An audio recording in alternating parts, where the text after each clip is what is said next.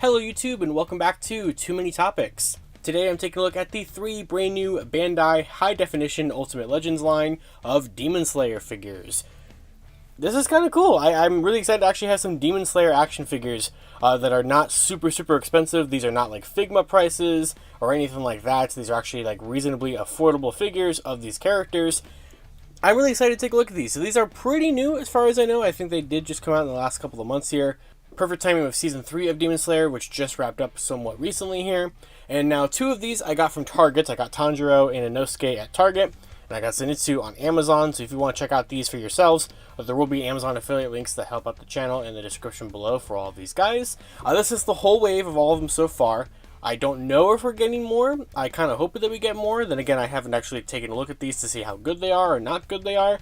But I really wish that Nezuko was here, because we have like 3/4 of the main group and she's just missing, which kind of sucks, but at least we have these guys here. And as you can see, my Tanjiro and Inosuke boxes are a little beat up, so we'll kind of take a look at Zenitsu's for kind of a nice take a look at the box segment there. That was a sentence, but basically, these are nice little boxes. You have a nice little window here with the figure. You have Zenitsu right there, sleeping, of course. Demon Slayer logo. You got the nice yellow for his lightning breathing. On the side, you just get this nice little portrait I like quite a bit with some reflective foilness there. On the other side, you don't really get another side because it's kind of like an open thing. And on the back here, you just get a picture of Zenitsu right there, which is quite nice. And on the bottom, there's just nothing there. So it looks like this is kind of like a flap that opens up or something. There's like, you can see this little piece of artwork in there. So I guess we'll cut the flap and kind of see how that looks. For Inosuke, a very similar sort of setup there. You have Inosuke there. It's blue for his beast breathing. On the side, you do get his same sort of thing with the name. I assume that's just his name. And then you have the back there, which I think he looks really good. Really happy to take a look at him. And then finally we have Tanjiro, who of course just has the green that his, is that a kimono? Whatever, his gi or whatever he's wearing. That's the color that is kind of commonly, associated with him. So you have him there on the side. Once again, same sort of style. I do like these boxes, even though mine are pretty beat up there. So that is, like I said, unfortunate. But let's go ahead and open one of them, just like the flap, and kind of just take a look at how the artwork sort of looks and the inside of them. Alright, so here's kind of a look at the internal flaps of these. So you just have these nice artwork of the characters, which you can kind of make them stand up like this almost if you want to kind of have a nice little display and not ruin the card. I am going to fully open these because I do want to take a look at them and everything like that. But I think that that is a nice little detail. So there is Inosuke. And there is Zenitsu. So taking a look at the 3 of them out of the box here, I really like these actually. I like the sculpt and the build of them and the details. So let's go ahead and start here with Tanjiro. So here is Tanjiro there. And I think like paint application wise, for 17, so there's what, $16.99, so the $17 figures, it's not bad. Like, is it like the most perfect figure ever of Tanjiro here or of any character? No, but it's really not bad. His arm, as you can see, I guess can pop out pretty easily, so we'll try to just pop that right back into the joint there. Not bad there whatsoever, but you do get some good articulation. These guys have some ball joints, and you have some rotation there. Looks like you have 2 rotations. Yeah, one at the lower waist and one at the kind of torso there. But yeah, I mean, the detail is there. The paint application is great. I love the details and the paint on the sandals all over his entire coat here. It looks very nice. The checkered pattern is applied pretty much as perfectly as you can get it. The earrings, the sunflower earrings, or not sunflower, yeah, sun earrings, there we go. Sun earrings are very nice. So is his little scar. And I think it's a good likeness to the character. I really like it. You have the sword holster, which is also a really nice piece because it's really doesn't get too much in the way, I'd say. Like it kind of does, but you still get the articulation. I would say though that these joints look kind of strange because these make me think of like the back of a knee joint. But that's just because you can move it forward a little bit, but of course you can also move it back. And let's see, is there a rotation there? No rotation there, but you do get some good rotation on the feet. And the hands have a nice little hinge there and stuff, so I think you can really get these into some pretty good poses, all things considered. You have some good articulation, so I actually really do dig that. That joint doesn't really want to work, there we go. And it can unpeg, so it can really unpeg at a lot of different spots. But the build quality, I think, really is solid. Like, I'm impressed. I really am. This is exactly what I would want out of a Tanjiro figure. I really do quite like it. So there is Tanjiro. And of course, his accessories, he has some swappable hands. So he comes default with just those sword holding hands, which I just knocked over part of his accessories. But you do get these swappable hands. They're just some closed fists. You can tell that they are his because he has the wrappings around his arms, around his, wrists. And then you get his sword, which I think is painted and sculpted pretty good. You get the little, red dots and stuff in there. Really like the detail there on the blade. So this is his original first sword that he had, for the first 2 seasons or so. But I really do like it. Now, what was interesting is that I thought maybe the holster of the sheath was just kind of functioning and that you could just take the entire sword and slot it in there. However, the piece that I just knocked on the floor, this piece right here, is the top, or it's like the handle of the blade.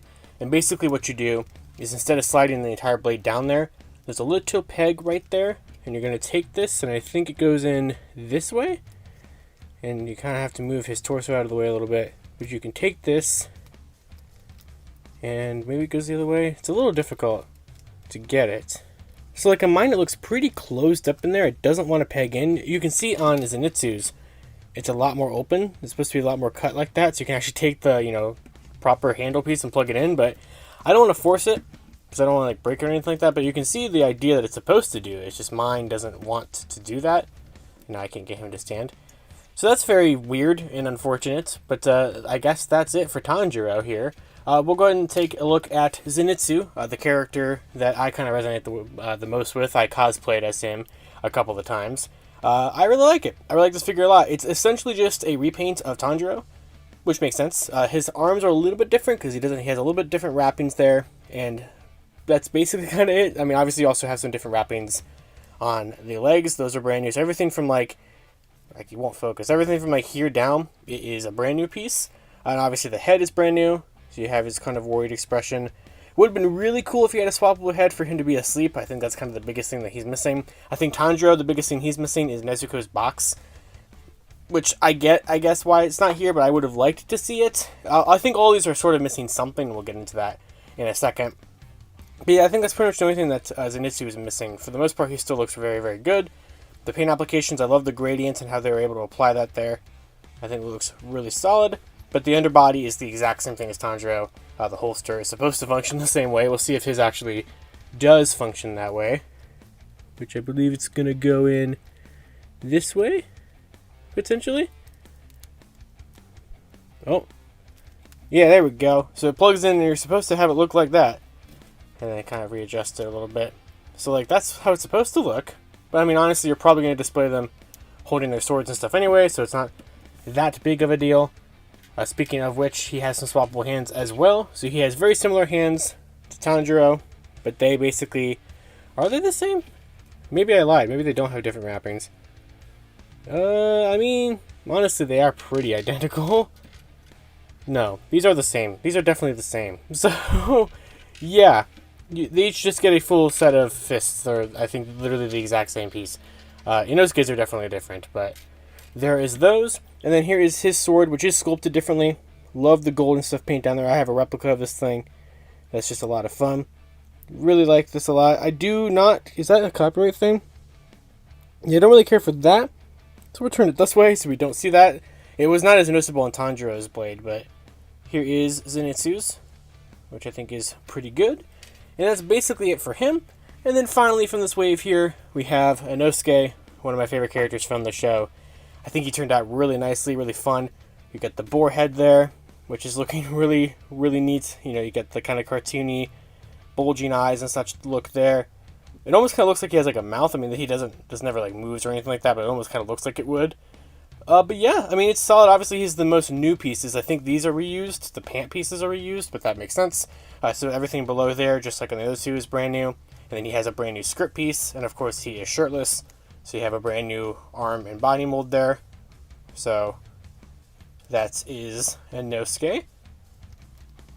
Which it doesn't really like limit articulation or anything like that. It kind of moves out of the way. You can still get some really good articulation with these guys. You know, whatever you want to do it. So that's great. I really like this one a lot. Now for him, he has slightly different hands because he doesn't have the wrappings. So you just get a set of fists for him. And then of course he has He's a dual sword user. So you get both of them, which have this beautiful metallic blue in the silver paint. Which just, you kind of get it to hit the light like that, and it's just such a nice little detail. And you got the nice wrappings and stuff around there. And there. Now, as for the thing I feel like he's missing, he doesn't have any holsters for his swords, which I believe he's supposed to. Well, hold on. Is there a way to peg them or anything like that? I don't believe so. Yeah, this is just like a little piece of the design. So there's no way to like holster them or anything like that. And while I know Zenitsu didn't have an alternate head, so I wouldn't have expected it, it would have been really cool for Innosuke to have an alternate head for what he looks like underneath the boar mask. But all things considered, I really do like these figures. They fill the gap of having some sort of representation of these characters in my collection. I'm not much of a statue guy. I really like action figures. So these are fantastic, and they're not that expensive. And I really do like them a lot. They come with pretty much the bare bones accessories I would expect and would want from these kind of characters. And I really want to see more. I really want to see a Nezuko. I'd love to get some of the Hashira.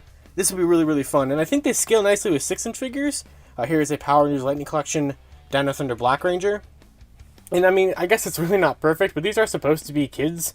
Or not kids, but like teenagers at the least. So here he is next to like an adult. And I feel like that's not like completely terrible. They're not really scaled they're not really supposed to be scaled with 6-inch figures. For example, here is a 5-inch Power Rangers figure from the Bandai America line. That kind of scales a little bit better because these are also from Bandai America. So at least I believe so. So they're not imports or anything like that. So, you know, that's kind of what you're getting at with that. If you're kind of used to sort of a 5-inch scale, they're more of a 5-inch scale than a 6-inch scale. But I quite like them. I really do like them a lot. So that's going to do it here for my little review of the first wave of the Demon Slayer figures. Like I said, I got 2 of them from Target, 1 from Amazon. I'm not sure if any other stores are carrying them. I just saw them only in person in Target and then, like I said, Amazon. And if you want to check them out for yourself, there will be Amazon affiliate links, like I said, in the description below. And I don't know. I don't know if there's going to be more of these. I haven't really looked into it if there is, but I like this so far, and this is a lot of fun. So thank you all for watching this video. Of course, until next time, you guys can follow me on Twitter, @LivingRangerKey, or LandyFigPR, and let me know, what do you guys think of these figures? Which ones would you like to see them make? And do you think these are pretty good, like, cheap alternatives to get some action figures of these characters? Anything about it, I want to hear about it, and I will see you all later.